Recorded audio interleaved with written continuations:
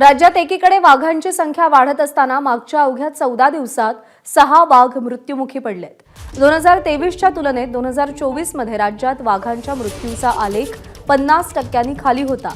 मात्र आता पुन्हा नवीन वर्षाच्या सुरुवातीलाच वाघांच्या मृत्यूने खळबळ उडाली आहे। विशेष म्हणजे वाघांचे मृत्यू हे अभयारण्य किंवा व्याघ्र प्रकल्पाच्या बाहेर झालेत। यातील काही मृत्यू संशयास्पद आहेत।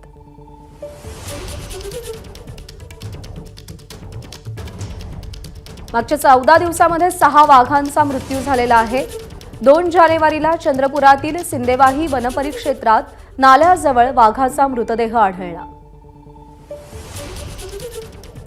6 जानेवारीला भंडाऱ्याच्या तुमसर वनपरिक्षेत्राअंतर्गत जंगलामध्ये वाघाचा मृतदेह आढळला। वाघाच्या शरीराचे 3 तुकडे करून फेकले गेले। 7 जानेवारीला यवतमाळमध्ये वाघाचा कुजलेल्या अवस्थेतला मृतदेह आढळला।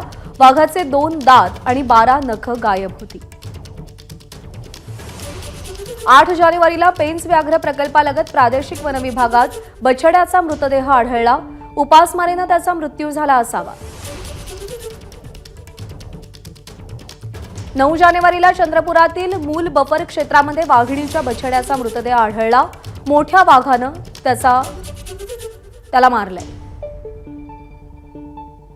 14 जानेवारीला गोंदियात कोहका भानपूर मार्गावर वाघांच्या कॉरिडॉरमध्ये वाघाचा मृत्यू झाल्याचं समोर आलंय। एबीपी माझा, उघडा डोळे बघा नीट।